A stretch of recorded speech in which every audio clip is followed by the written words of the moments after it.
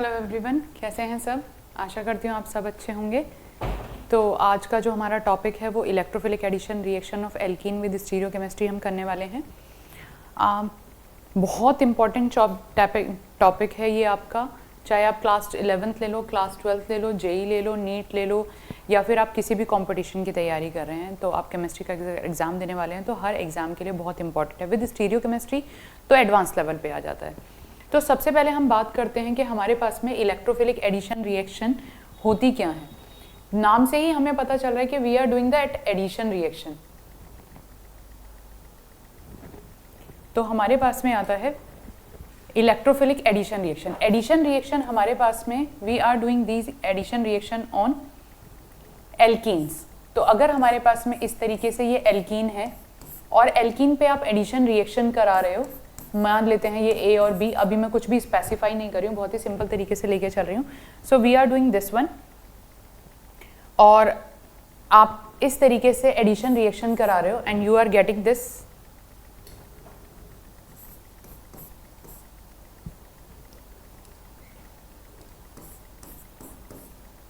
ए यहाँ पे और बी यहाँ पे। So that is an addition reaction. You are going to call it addition reaction.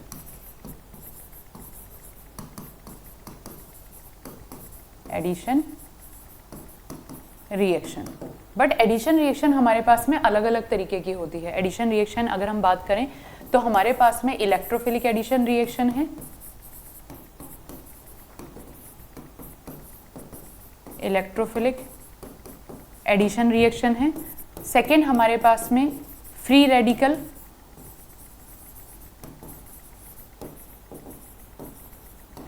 Addition reaction है, and the third one we have the nucleophilic addition reaction.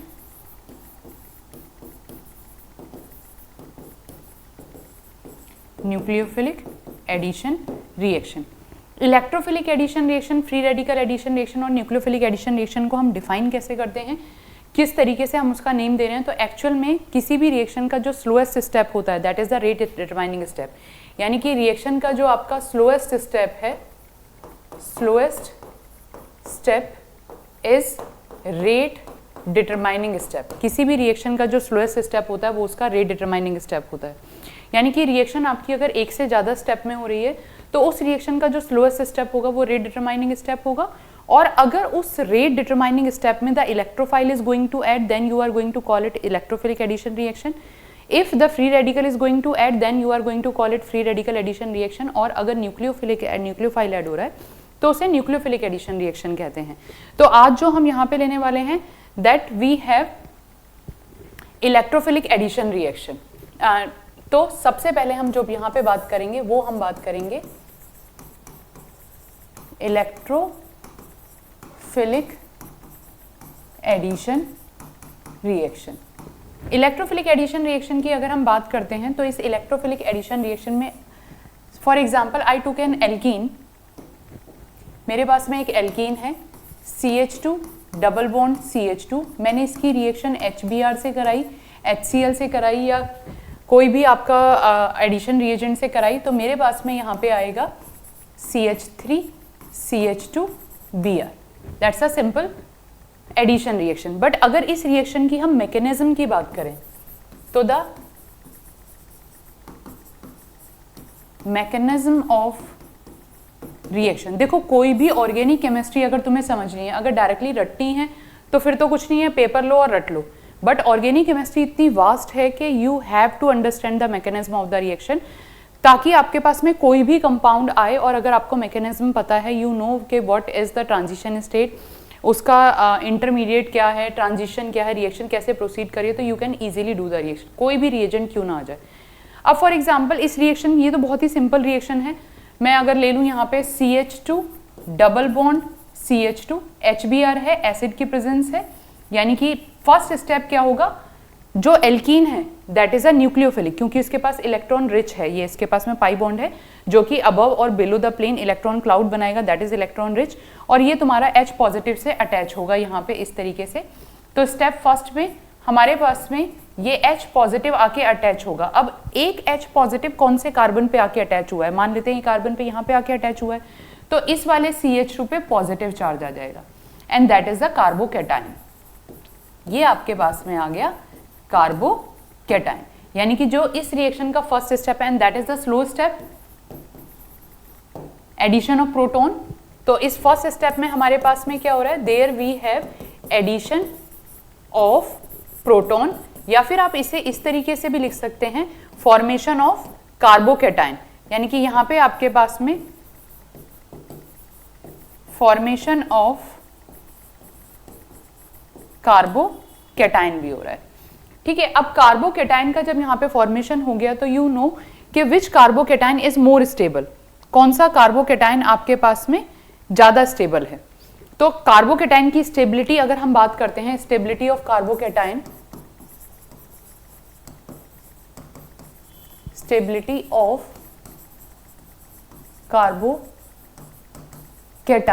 तो हमारा tertiary carbocation सबसे ज्यादा स्टेबल है, यानी कि अगर C पे 3R ग्रुप है दैट इज टर्शरी कार्बोकैटायन। इसके बाद में हमारे पास में आता है बेंजाइलिक कार्बोकैटायन, जो कि हमारे पास में होगा PH CH2 पॉजिटिव,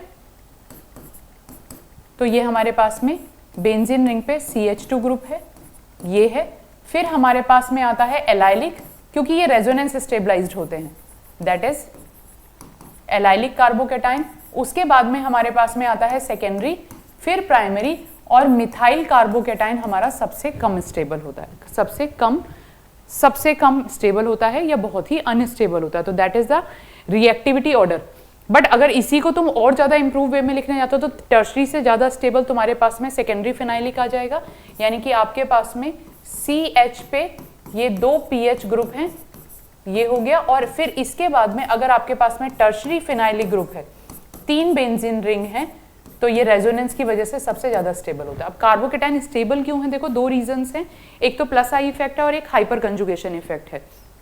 तो टर्शरी कार्बोकैटायन फिनाइल से ज्यादा स्टेबल हो जाता है, क्योंकि उसमें हाइपर कंजुगेशन किस तरीके से काम करता है, you can see hyperconjugation के ऊपर मैंने एक और वीडियो पहले भी बनाई हुई है। तो हाइपर कंजुगेशन हमारे पास में क्या है, हाइपर कंजुगेशन हमारे पास में नो बॉन्ड रेजोनेंस है, ये पॉजिटिव है, तो यहां से क्या होगा, ये जो सिग्मा बॉन्ड है ये यहाँ पे शिफ्ट होगा, तो ये हाइपर कंजुगेशन इस तरीके से बनाएगा CH3 double bond CH positive. तो इस तरीके से आपके पास में जितने भी अल्फा कार्बन पे प्रोटॉन है, वो जितने भी अल्फा कार्बन पे हाइड्रोजन है, वो सारे के सारे आपके हाइपर कंजुगेशन में पार्टिसिपेट करेंगे। इसका मतलब क्या है कि आपके पास में ये वाला हाइपर कंजुगेशन,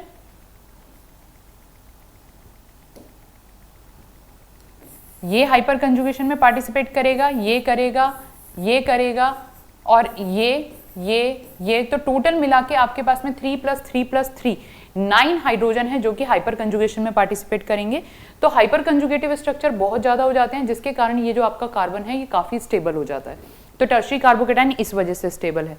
अगर आप फिनाइलिक कार्बोकैटायन की बात करेंगे तो जो बेंजाइलिक है, बेंजाइलिक इसलिए स्टेबल है क्योंकि उसके ऊपर आपके पास में रेजोनेंस स्टेबलाइज है, वहां पे वो रेजोनेंस की वजह से ज्यादा स्टेबल हो जाता है। तो यहाँ पे आपको ये फैक्टर थोड़ा सा ध्यान रख के करना है कि कौन सा कार्बोकैटायन कितना स्टेबल है। इसके बाद में हमारे पास में आता है नेक्स्ट कि अगर आपको ये हमारे पास में आ गया नेक्स्ट कि कार्बोकैटायन की स्टेबिलिटी पता चल गई। तो अभी हम मैकेनिज्म की बात कर रहे थे, जब हम मैकेनिज्म की बात कर रहे हैं तो हमारे पास में कार्बोकैटायन बन चुका है। यहाँ पे सेकेंड स्टेप में आपके पास में CH2 double bond CH2 single bond CH3 CH2 positive यहाँ पे बन चुका है, और यहाँ पे जो आपका ब्रोमीन एनायन है या ब्रोमीन जो न्यूक्लियोफाइल है वो यहाँ पे अटैक करेगा, और ये स्टेप आपका फास्ट स्टेप होगा। तो यहाँ पे आपके पास में CH3 CH2 Br बन जाएगा। ठीक है, ये सिंपल मैकेनिज्म है। अब कार्बोकैटायन स्टीरियोकेमिस्ट्री की अगर हम बात करें तो कार्बोकैटायन आपका क्या होता है, कार्बोकैटायन आपका ट्राइगोनल प्लेनर यानी कि प्लेनर कंपाउंड है। तो अगर आप इसका स्ट्रक्चर देखो तो इस तरीके से ये प्लेनर कंपाउंड है। तो अगर मैं ये कहूं कि मेरे पास में ये कार्बन है, ये कार्बन एक तरफ मिथाइल ग्रुप है, एक तरफ हाइड्रोजन है और एक तरफ इधर हाइड्रोजन है, ये इस प्लेन पे पूरा प्लेनर है, यानी कि इस तरीके से ये प्लेनर है। तो अब क्या होगा, जो Br नेगेटिव है, जो न्यूक्लियोफाइल है, वो दो तरीके से अटैक कर सकता है. It can attack from the up side and it can attack from the back side. This is called front attack and this one is called back attack. तो इसके according you have two type of the attack, और attack के according आपके पास में above the plane और below the plane दोनों attack हो सकते हैं. पर ये कंपाउंड कायरल नहीं है, इसमें कोई स्टीरियोकेमिस्ट्री नहीं है, तो इतना कोई फर्क पड़ेगा नहीं. तो यहाँ पे बहुत सिंपल तरीके से हम चलते हैं. बट अगर आपके कंपाउंड में स्टीरियोजेनिक सेंटर है, stereogenic centre, this is called stereogenic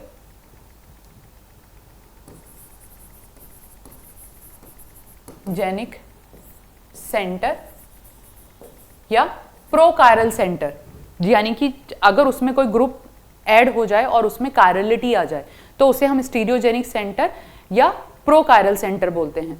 तो उसके अकॉर्डिंग आपके पास में कंपाउंड भी दूसरा बनेगा और उसके अकॉर्डिंग आपके पास में प्रोडक्ट भी दूसरा बनेगा. जैसे कि फॉर एग्जांपल अगर मैं यहाँ पे ले लूँ कि मुझे दे रखा है,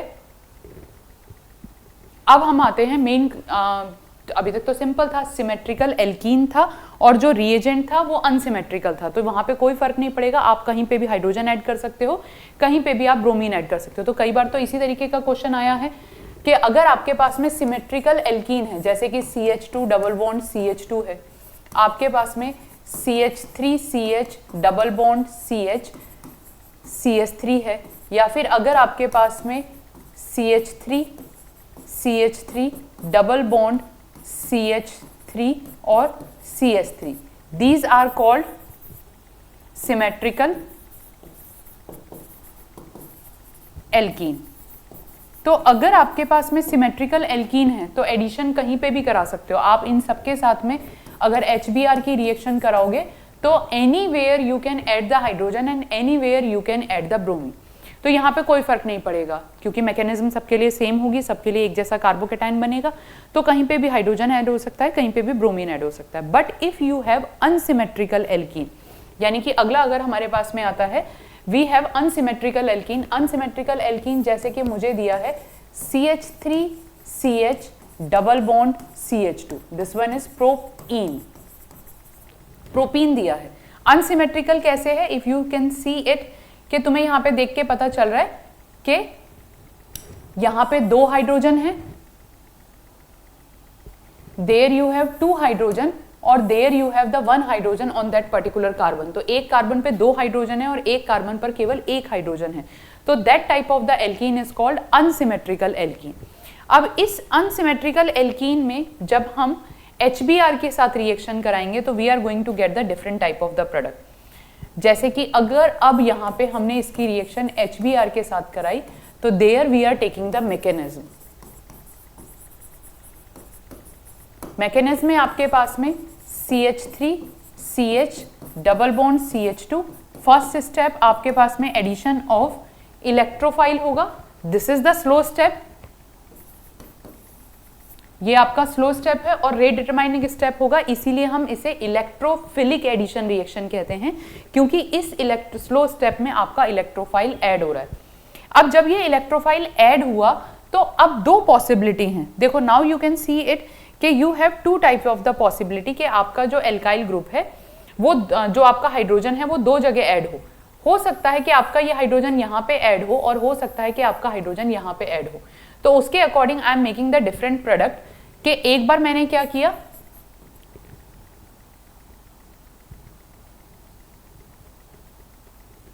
तो I did CH3 CH2 CH2 positive, मैंने सेकेंड कार्बन पे प्रोटॉन बना दिया और दूसरी बार मैंने CH3 CH CH3 यहां पे प्रोटॉन बना दिया. अब ये आपके बन गए इंटरमीडिएट और इस इंटरमीडिएट में से चेक करो कि किस तरीके का कार्बोकेटाइन बन रहा है. There you have the primary carbocation और यहाँ पे तुम्हारे पास में सेकेंडरी कार्बोकेटाइन है. तो प्राइमरी कार्बोकेटाइन और सेकेंडरी कार्बोकेटाइन में से हमें पता है सेकेंडरी कार्बोकेटाइन ज्यादा स्टेबल होगा. तो ये आपका मोर स्टेबल है और अगर ये आपका मोर स्टेबल है तो that will be your major product और ये आपका लेस स्टेबल है और क्योंकि ये लेस स्टेबल है तो that will be the minor product. तो यहीं से आपको पता चल जाएगा कि आपका जो कंपाउंड है वो कौन सा ज्यादा होगा, कौन सा मेजर होगा और कौन सा माइनर होगा.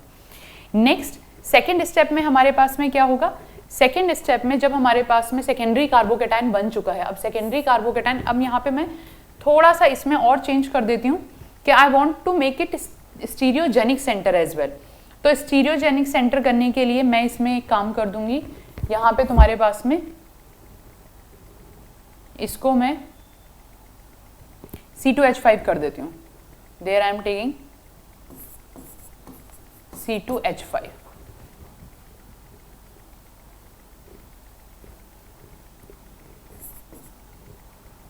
देयर यू हैव C2H5 और यहाँ पे भी तुम्हारे पास में C2H5 है। तो नेक्स्ट पेज पे आते हैं। अब हमारे पास में क्या है, C2H5 CH3। ये कार्बोकेटाइन है, प्लेनर कार्बोकेटाइन है। तो अगर आप इस बोर्ड को एक प्लेन मान रहे हो तो the nucleophile can attack from up side and the nucleophile can attack from the back side. यानी कि अगर मेरे पास में ये फंक्शनल ग्रुप है, ये देखो यहां से समझो, अगर मेरे पास में ये कार्बोकेटाइन है तो न्यूक्लियोफाइल यहां से भी अटैक कर सकता है और न्यूक्लियोफाइल यहां से भी अटैक कर सकता है।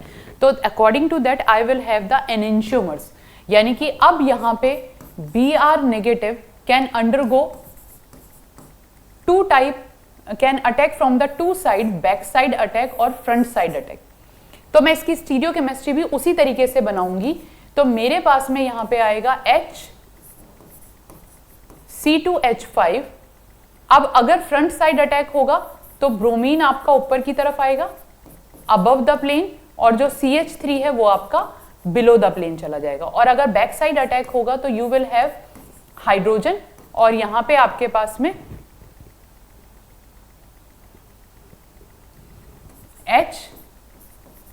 C2H5 CH3 above the plane हो गया, और आपका जो ब्रोमीन है वो बिलो द प्लेन हो गया। तो these are two enantiomers of each other. Enantiomers of each other कैसे होंगे, यानी कि आपके पास में एक कंपाउंड में अबव द प्लेन ब्रोमीन आया है और एक कंपाउंड में बिलो द प्लेन ब्रोमीन आया है। तो ये एक दूसरे के, एक R होगा और एक इसमें से S होगा, यानी कि ये एक दूसरे के एनेंशियोमर्स होंगे। अगर आप इनकी स्टीरियो या कॉन्फ़िगरेशन निकालेंगे तो एक R आएगा और एक S आएगा, क्योंकि प्लेनर कंपाउंड है। तो अबव द प्लेन और below the plane, both the side, from both the side the nucleophile can attack and you will have the enantiomers of each other. दोनों एक दूसरे के मिरर इमेजेस होंगी। These are enantiomers. जो मैंने यहाँ पे कंपाउंड लिया है अभी एनेंशियोमर है, यानी कि R और S, 50% R और 50% S दोनों ही मिक्सचर यहाँ पे प्रेजेंट होंगे। तो ये यहाँ पे आ जाती है स्टीरियोकेमिस्ट्री की। अब स्टीरियोकेमिस्ट्री के साथ में हमारे पास में कुछ टर्म्स आती हैं जिसे हम कहते हैं regioselective reaction. Regioselective reaction, stereo specific reaction और स्टीरियो सेलेक्टिव रिएक्शन। ये वाली रिएक्शन जो होगी ये आपकी रिजियो सेलेक्टिव रिएक्शन होगी। यानी कि अब मैं मेन सारी चीजें एक साथ कंबाइन करूं तो मेरे पास में ये कंपाउंड था C2H5 CH double bond CH2। पहली बात कि मेरे पास में जो ब्रोमीन आएगा वो पर्टिकुलर इसी पोजीशन पे आके अटैच होगा। तो that type of the reaction are called regioselective reaction.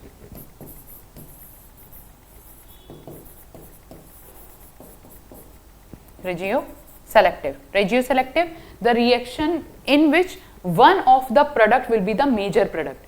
दोनों में से जो आपके पास, या the product at one position will be the major product। कि आपके पास में जो HBr आ रहा है वो पर्टिकुलर इस सेकेंड पोजीशन पे आ रहा है, यानी कि एक प्रोडक्ट आपके पास में जो मेजर होगा वो मेजर प्रोडक्ट आपके पास में ये वाला होगा। You will have this one C2H5 CH Br CH3। तो that type of the reaction are called regioselective reaction. Particular specifically एक पोजीशन पे आके आपका जो रिएजेंट है वो वहां पे वो मेजर प्रोडक्ट बनाएगा। तो that will be the major product. One of the position will be the specific one, at one position there is a specific addition of the compound, या फिर एक पोजीशन पे आपका जो प्रोडक्ट है वो ज्यादा बनेगा, वो आपके पास में मेजर प्रोडक्ट होगा। तो ये आपके पास में रिजियो सेलेक्टिविटी आती है। और अगर मैं यहाँ पे स्टीरियोकेमिस्ट्री की बात करूँ तो ये आपको एनेंशियोमर मिक्सचर देगा, क्योंकि जो ब्रोमीन है वो अबव द प्लेन और बिलो द प्लेन दोनों तरीके से अटैक कर सकता है। तो ये आपके पास में एनेंशियोमर आएगा। ये एनेंशियोमर आ गया। ठीक है, तो ये बहुत ही सिंपल वाली स्टीरियो आपके पास में इलेक्ट्रोफिलिक एडिशन रिएक्शन है। अब इसके लिए मार्कनी ने अपना रूल दे दिया था, तो अगर आपको मार्कनीकॉफ रूल याद भी नहीं है पर अगर आपको मैकेनिज्म याद है तो you can easily do it. तो हमारे पास में नेक्स्ट आता है मार्कनीकॉफ रूल। मार्कनीकॉफ रूल क्या कहता है?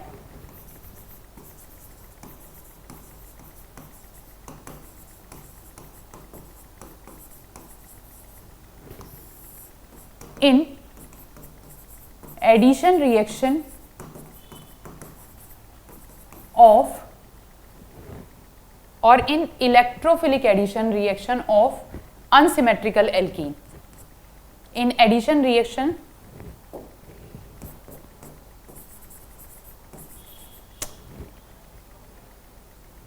in electrophilic addition reaction of unsymmetrical alkene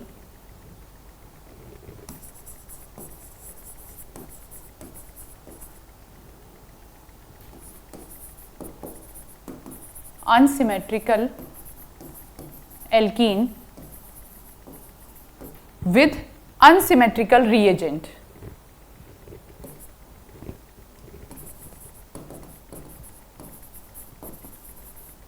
With unsymmetrical reagent, negative part of reagent goes on that carbon where the number of hydrogen atom are less।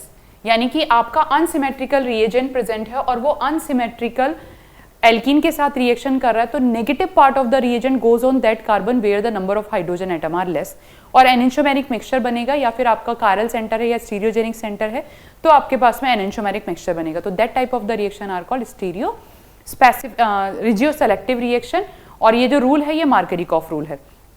तो ये देखते हुए आपके पास में कोई सा भी क्वेश्चन क्यों ना आ जाए, आप आराम से इस क्वेश्चन को सॉल्व कर सकते हो। तो स्टीरियो केमिस्ट्री भी आपको पता चल गई कि आपका कौन सा कंपाउंड बनेगा और किस तरीके से बनेगा।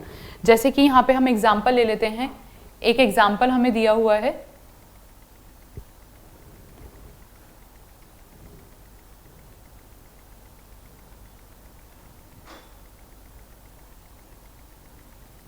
ये क्वेश्चन है, Markovnikov's rule is not applicable on which of the following alkene. इनमें से कौन सी एल्कीन पे आपका मार्कनीकॉफ रूल एप्लीकेबल नहीं है। तो सबसे पहले ये देखो कि आपकी एल्कीन सिमेट्रिकल है या अनसिमेट्रिकल है। जैसे कि अगर मैं यहाँ पे लगाऊं, there we have a carbon, carbon के पास में यहाँ पे 2 हाइड्रोजन है और यहाँ पे 1 हाइड्रोजन है, तो आपके पास में जो एल्कीन है ये देखो, यहाँ पे 2 हाइड्रोजन है, यहाँ पे 1 हाइड्रोजन है, तो अनसिमेट्रिकल एल्कीन है। यानी कि जब आप इसकी HBr के साथ या HX के साथ कोई भी रिएक्शन कराओगे तो आपका जो नेगेटिव पार्ट है वो उस कार्बन पे जाके अटैच होगा जहां पे हाइड्रोजन कम है, तो X आपका यहाँ पे अटैच होगा और हाइड्रोजन यहाँ पे इस तरीके से अटैच हो जाएगा, तो आपको ये प्रोडक्ट मिलेगा। यानी कि ये मार्कनीकॉफ रूल के अकॉर्डिंग फॉलो हो रहा है।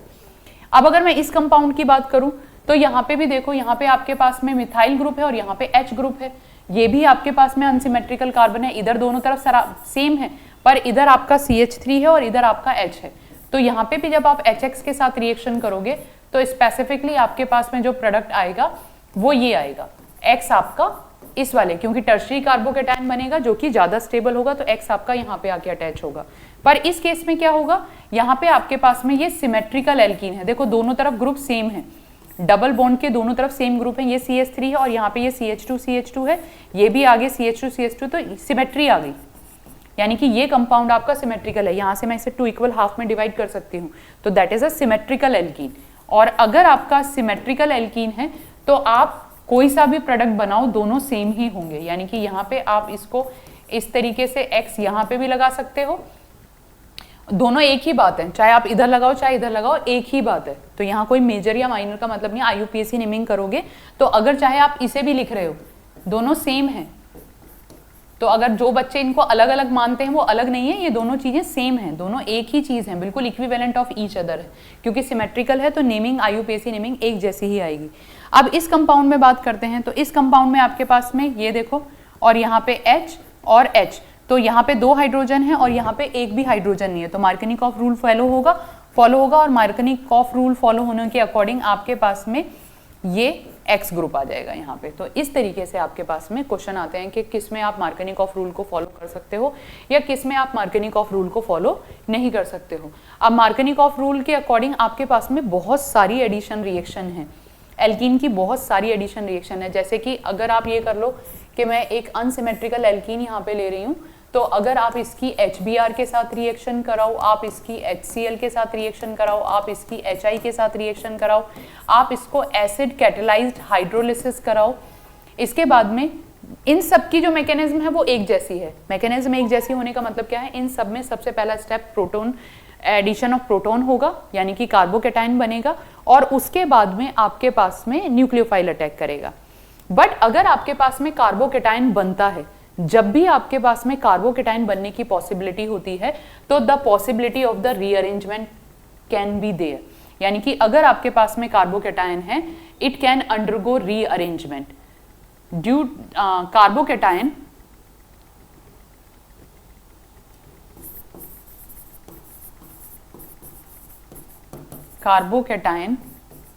can undergo rearrangement reaction. तो कार्बोकेटाइन अगर आपका होगा तो रीअरेंजमेंट की पॉसिबिलिटी पूरी बनती है कि आपका कंपाउंड रीअरेंज हो जाए। तो एक चीज हमेशा ये ध्यान रखनी है, जब भी आप कोई मैकेनिज्म कर रहे हैं और अगर उसमें कार्बोकेटाइन बन रहा है, तो there is a possibility of the rearrangement कि अगर आप लेस स्टेबल कार्बोकेटाइन से मोर स्टेबल कार्बोकेटाइन बना रहे हैं और वो रीअरेंज हो रहा है, तो वो रीअरेंज होगा और उसके अकॉर्डिंग आपके पास में प्रोडक्ट आएगा। फॉर एग्जाम्पल, अगर मैं यहाँ पे एक एग्जाम्पल ले लूँ, मुझे यहाँ पे दिया है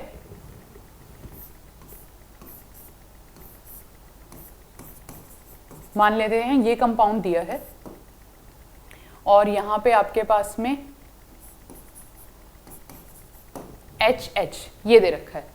एल्कीन तो सिमेट्रिकल है, ठीक है, एल्कीन सिमेट्रिकल है, तो तुम्हें ये लगेगा कि मैं चलो HBr के साथ में रिएक्शन करा देते हैं, HBr के साथ रिएक्शन करा के तुम्हारे पास में कहीं पे भी H जोड़ दो, कहीं पे भी B जोड़ दो। पर अगर मैं मैकेनिज्म की बात करूं तो the first step of the mechanism is the addition of the protonation होगा, यहाँ पे H प्लस ऐड होगा। अब H प्लस ऐड होगा तो आपके पास में कार्बोकेटाइन यहाँ पे भी बन सकता है, and there also you can have carbocation, यहाँ पे भी कार्बोकेटाइन बन सकता है। दोनों ही सेकेंडरी कार्बोकेटाइन बन रहे हैं तो कोई दिक्कत नहीं है। बट यहाँ पे जो सेकेंडरी कार्बोकेटाइन बना है, it can undergo the rearrangement reaction. Rearrangement कैसे करेगा, यहाँ पे जो प्रोटॉन है that can undergo 1,2 hydride shift. There you will have 1,2 hydride shift. तो ये पॉसिबिलिटी भी पूरी हो सकती है कि ये 1,2 हाइड्राइड शिफ्ट करे और 1,2 हाइड्राइड शिफ्ट करके ये टर्शरी कार्बोकेटाइन इधर बना दे, यानी कि ये तुम्हारे पास में टर्शरी कार्बोकेटाइन बन गया। और फिर नेक्स्ट स्टेप में तुम Br नेगेटिव का यहाँ पे अटैक कराओ and there you have this product. तो पॉसिबिलिटी ये भी होगी कि आपके पास में कौन कौन से प्रोडक्ट बनेंगे। तो यू नो जेईई एडवांस में वो पूछते हैं कि कौन कौन से प्रोडक्ट पॉसिबल हैं, कौन कौन से प्रोडक्ट पॉसिबल हैं, कौन कौन से कार्बोकेटाइन पॉसिबल हैं। तो बिकॉज यहाँ पे रीअरेंजमेंट 1,2 हाइड्राइड शिफ्ट हो रही है, यानी कि ये आपके पास में रीअरेंजमेंट रिएक्शन हो रही है।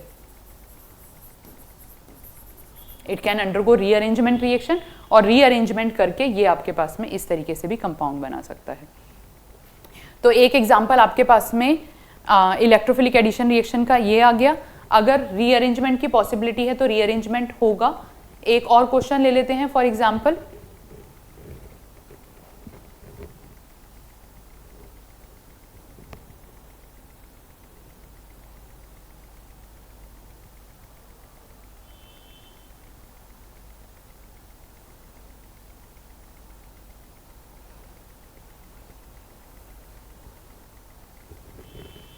this.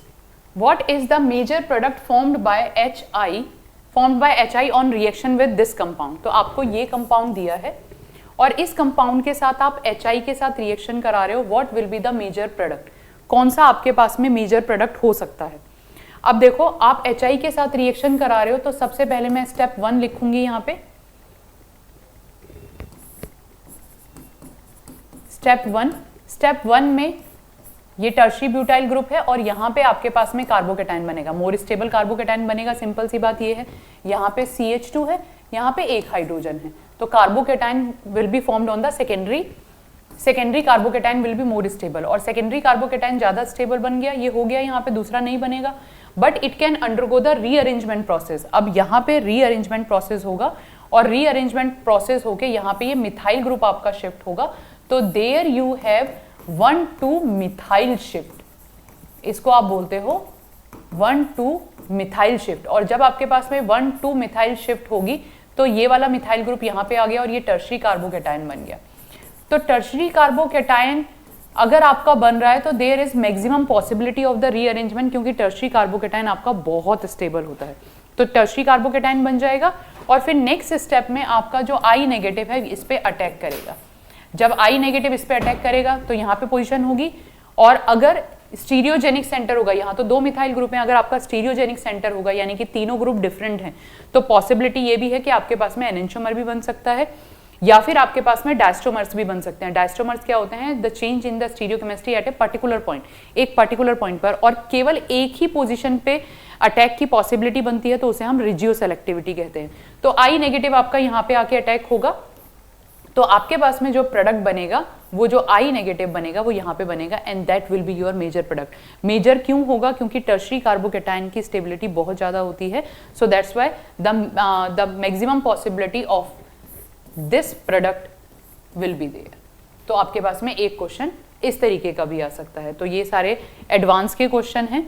इसके बाद में आपके पास में अगर टर्शरी कंपाउंड दिया है तब भी आप इलेक्ट्रोफिलिक एडिशन रिएक्शन करेंगे। अभी तो मैंने बहुत कम ली है, यानी कि एक बहुत ही सिंपल, जहां पे आप हाइड्रोजन को ऐड कर रहे हो और कार्बोकेटाइन बना रहे हो। तो ये जो रिएक्शन मैकेनिज्म थी, ये जितने भी एग्जांपल लिए थे, ये मैंने केवल वही वाले लिए हैं जहां पे प्रोटॉन ऐड कर रहा है और आपके पास में कार्बोकेटाइन की पॉसिबिलिटी बन रही है। इसके अलावा भी और सारी इलेक्ट्रोफिलिक एडिशन रिएक्शन होती हैं, जैसे कि आप हेलोजन का एडिशन करते हैं, Br2 in presence of CCl4, Br2 in presence of aqueous, तो वो हम नेक्स्ट क्लास में करेंगे। पहले इसके जितने एग्जाम्पल हैं कि मार्गनिकॉफ रूल कहाँ कहाँ फॉलो होता है, कौन कौन से ये मैक्सिमम क्वेश्चन आए हुए, ये अधिकतर एग्जाम में आपको क्वेश्चन मिलेगा ही मिलेगा, मिलना ही मिलना है। These are the one of the most important examples और one of the most important questions of the alkenes.